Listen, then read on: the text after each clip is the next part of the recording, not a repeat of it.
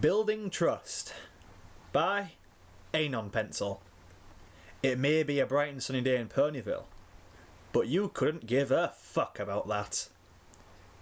You only have one thing on your mind today. Fuck Pony Furniture. Fuck it. It's a mantra you repeat over and over again as you work on your new project. Last night, you tried to sit down at a bar for a drink with friends, and found that you were just too big for the stool. The tiny thing collapsed under you in a shower of splinters and nails, and everyone in the bar stopped drinking to stare at you. Rarity called you fat. Everyone laughed. And you ran out of there like a teen who had got a period on a white dress during prom night. As you said before, fuck Pony Furniture. You've sworn, as of this horrifying instant, that you will never fall victim to Townie Furniture again, even if you had to take it into your own unexperienced hands. Even though you've never built furniture before, you can feel you have a knack for it, a talent. If you had a cutie mark, you're pretty sure it would be a hammer and a nail, because you'll be damned if this isn't going to go along swimmingly. Or at least, you'll just keep telling yourself that until it's true. You're interrupted from your incessant hammering by the sound of a gentle southern cough from behind you. You don't turn around, already knowing exactly how this conversation is going to go. Southern drawl this, whine, colloquialism that, gentle but honest criticism that honestly means she's just quietly calling you a moron. It took you way too long to learn that. Bless your heart wasn't a compliment. Maybe she'll just throw this one away. You think, but as usual, you aren't that lucky. Anon, Sugar Cube? What in the hell are you doing in my barn? You heave a slow sigh, then turn around and spit the nails you've been holding between your teeth onto the ground. Yeah, someone will probably step on those, so that was a pretty big short-sighted decision. But right now, you just don't care. That's what tetanus shots are for, right? For now, you need to find a way to tolerate this apple pony, and you do not have the time to deal with this pony's shit today. What does it look like I'm doing? You growl, not even trying to hide your annoyance. I'm borrowing your tools for a project that requires tools. Applejack looks at you sweating, at your scowling, sweating face, then down at your magnum opus, then back up to you. She tilts her head a little questioningly, and scratches one temple with the front of her hoof. Well, I can see that much, she says with a gentle frown. I just don't rightly know what this project is. You feel a rage bubble up inside you at these words. She's messing with you. You know it. You know how beautiful your furniture is. You know how clean the lines are, how artistic the piece is, even to the untrained eye. You stain the wood, partially with your blood, but that just adds character. You've sanded it down so finely that it's broken in places and needed to be replaced. That's how thorough you've been. You've also learned that hot glue is now how you lacquer wood. But hey, that's how you grow as a person. She says she doesn't know what she's looking at. This bitch wouldn't know what woodwork. Wouldn't know woodworking if it bit her on her oddly attractive ass. Oh. That's a rather pleasant image in my head. Oh. Come on, Anon. Sexy pony butt thoughts later. Angry bit of carpenter stick now.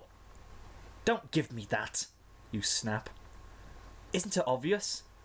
Hey, no? You give a scornful laugh. Oh, fine.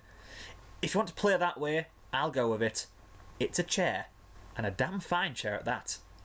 Applejack's face twists up like she didn't know whether to laugh or cry. She bites her lower lip and again looks from your masterpiece to you in quick succession. You're sure about that? Of course I'm sure. I built it after all. But doesn't that part go... Actually, I'm not too sure where that part goes. If it's supposed to go anywhere, at least. You're just jealous. You spit the words in their general direction. Jealous? She says a little cough. Pretty sure I'm just being honest. Like usual. Right. Like, you were honest with Granny Smith about who knocked you up last year. Oh. Hey, she says with a glower. That's between me and my brother. But that's neither here nor there right now. I just don't see how that thing's a chair. She points to the back of it. Aren't those to be the legs? Why are they way up there? And how does it stand up? Pretty sure your legs would have to bend in the opposite direction for you to even sit in that proper. Shows what you know, you say, puffing your chest. It's actually ready for me to kick back in right now. Applejack pauses. Then she suddenly smirks and gestures with one sweeping hoof towards the chair. Okay then, she says gently. Have a seat. You both stare each other down for a moment. Then you slowly rise and position yourself over the chair. Carefully, you fold one leg under you, wrap the other around the side of the bottom, being careful to hook your ankle under that rung so you don't tip over. Your other foot, you position with the tip of your toes on the ground, right next to the second of three legs, the one shaped like a beached whale. You throw one arm in a falsely nonchalant gesture around that jutting piece of wood that kept your body upright, and position your weight over one hip so you don't crush your nuts between those two boards. Been there, done that. At last, you gingerly lift the tips of your toes off the ground and teeter there for a second, fanning your balance, before you again look at Applejack. You beam at her, triumphant and defiant, and wait for her to admit her defeat. After a moment or two, she shrugs.